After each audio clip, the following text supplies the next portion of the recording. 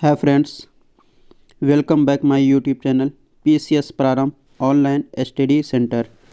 हमारे चैनल पर अगर पहली बार आए तो चैनल को सब्सक्राइब ज़रूर करें। आज हम लोग बात करेंगे एंशियंट हिस्ट्री यानी कि प्राचीन इतिहास के विषय में। और प्राचीन इतिहास के विषय में जो चैप्टर के बारे में बात कर रहे हैं वो चैप्टर का नाम है पाषाण युगीन संस्कृति। चलिए देखते हैं आगे। प्राचीन इतिहास को 3 भागों में डिवाइड किया गया है। पहला है प्रागैतिहासिक, दूसरा है आदिऐतिहासिक, तीसरा है ऐतिहासिक। और प्रागैतिहासिक को अंग्रेजी में बोलते हैं प्री हिस्टोरिक, आदिऐतिहासिक को अंग्रेजी में बोलते हैं प्रोटो हिस्टोरिक, ऐतिहासिक को अंग्रेजी में बोलेंगे हिस्टोरिक। और प्रागैतिहासिक का कालखंड है मानव उत्पत्ति से 3000 ईसा पूर्व तक। मानव उत्पत्ति से 3000 ईसा पूर्व तक प्रागैतिहासिक काल का कालखंड है। आदिऐतिहासिक का कालखंड है 3000 ईसा पूर्व से 600 ईसा पूर्व तक। 3000 ईसा पूर्व से 600 ईसा पूर्व तक। और ऐतिहासिक का कालखंड है 600 ईसा पूर्व से आगे तक। ऐतिहासिक का कालखंड है 600 ईसा पूर्व से आगे तक। प्रागैतिहासिक काल में पुरातात्विक साक्ष्य अध्ययन का एकमात्र स्रोत है। और आदिऐतिहासिक में पुरातात्विक एवं लिखित साक्ष्य दोनों हैं, किंतु लिखित साक्ष्य जो है वो अपठनीय है, अभी तक पढ़ा नहीं गया है।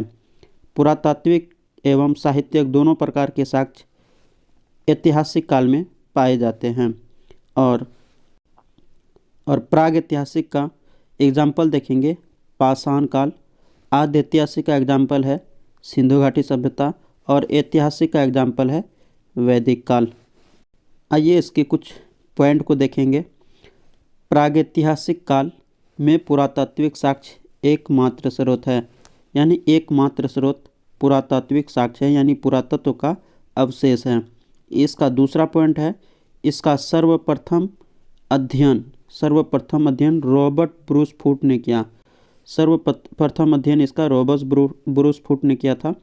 और इसका तीसरा पॉइंट है वैश्विक स्तर पर 1820 में जर्गेंस थॉमसन ने इसे पाषाण काल, कांस्य युग, लोह युग में बांटा। यानी जर्गेंस थॉमसन ने 1820 ईस्वी में इसको 3 भागों में बांटा, पाषाण काल, कांस्य युग, लोह युग। और इसका चौथा पॉइंट है पुरातत्व का जनक अलेक्जेंडर कनिंघम को माना जाता है। पुरातत्व का जनक अलेक्जेंडर कनिंघम को माना जाता है। आइए बात करते हैं प्रागैतिहासिक काल का जो एग्जाम्पल था पाषाण काल के विषय में, जिसको अंग्रेजी में स्टोन एज बोलते हैं। इसका कालखंड है 25 लाख ईसा पूर्व से 10,000 ईसा पूर्व तक। यानी 25 लाख ईसा पूर्व से 10,000 ईसा पूर्व तक इसका समय रहा है पाषाण काल का। इस समय औजार था क्वार्जाइट, सल्क ब्लेड आदि इस समय का औजार था।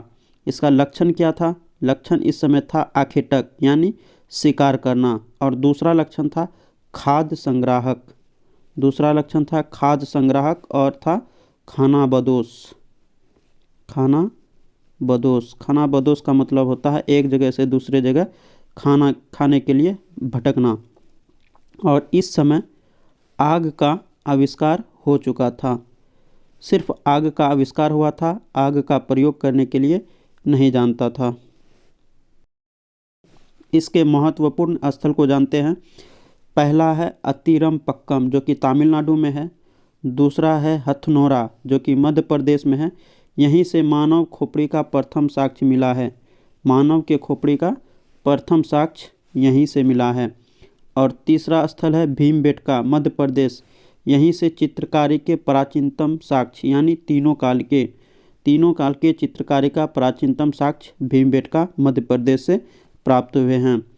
भारतीय पुरापाषाण काल को मानव द्वारा इस्तेमाल किए जाने वाले पत्थरों के औजारों के स्वरूप और जलवायु में होने वाले परिवर्तन के आधार पर निम्नलिखित 3 अवस्थाओं में बांटा जाता है। पहला अवस्था पूर्व पुरापाषाण काल, दूसरा अवस्था मध्य पुरापाषाण काल तीसरा अवस्था उच्च पुरा पाषाण काल। इस काल में मानव को कृषि पशुपालन का कोई ज्ञान नहीं था। कृषि और पशुपालन क्या होता है इस समय इस मानव को कोई ज्ञान नहीं था, ना ही कोई आवासीय स्थल था, ना ही कोई आवासीय स्थल था। आइए जानते हैं पुरा पाषाण काल के औजार के विषय में, यानी टूल्स के विषय में।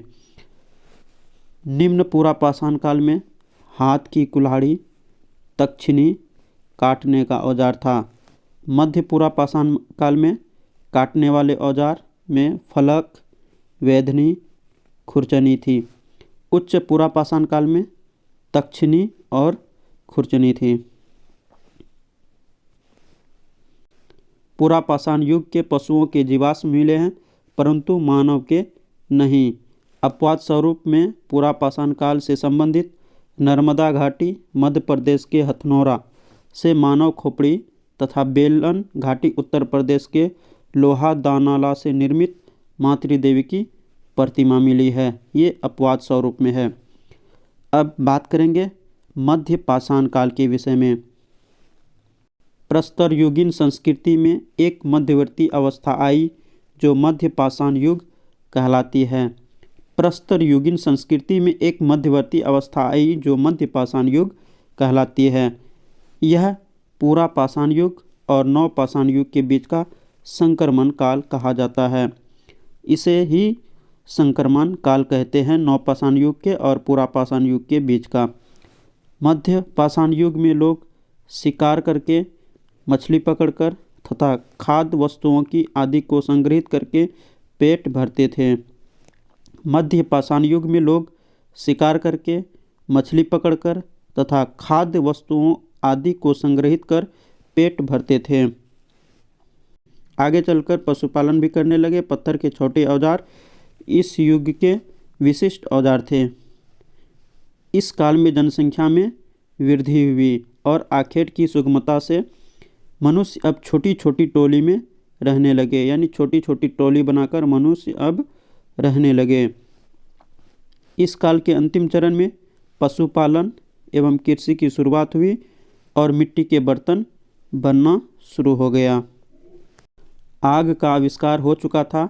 उदाहरण के लिए सराय नहराई से पशुओं की अधजली हड्डियां मिली है। आइए जानते हैं नव पाषाण काल के विषय में। नव पाषाण काल में कृषि की शुरुआत हो चुकी थी। नव पाषाण काल में कृषि की शुरुआत हो चुकी थी। भारतीय उपमहाद्वीप में सर्वप्रथम जौ की खेती के साक्ष्य मिलते हैं। भारतीय उपमहाद्वीप में सर्वप्रथम जौ की खेती के साक्ष्य मिलते हैं। भारत में ही सबसे पहले जौ की खेती किया गया था। इसके अलावा कुठली, मूंग, गेहूं, खजूर और कपास आदि का उत्पादन भी होने लगा था। इस काल में मानव उपभोक्ता ही था क्योंकि वह उतना ही उत्पादन करता था जितना उसका भरण पोषण हो जाए। इस काल में मानव उपभोक्ता ही था क्योंकि वह उतना ही उत्पादन करता था जितना में उसका भरण पोषण हो जाए। अस्थायी आवास के साक्ष्य मिलने लगते हैं, जैसे बुर्जहोम से गर्त आवास। गर्त आवास का मतलब होता है गड्ढा घर। इस युग में लोग मिट्टी और सरकंडे से बने गोलाकार या आयताकार घर में रहते थे, या गोल टाइप से घर बनाते थे या इस टाइप से आयताकार में घर बनाते थे।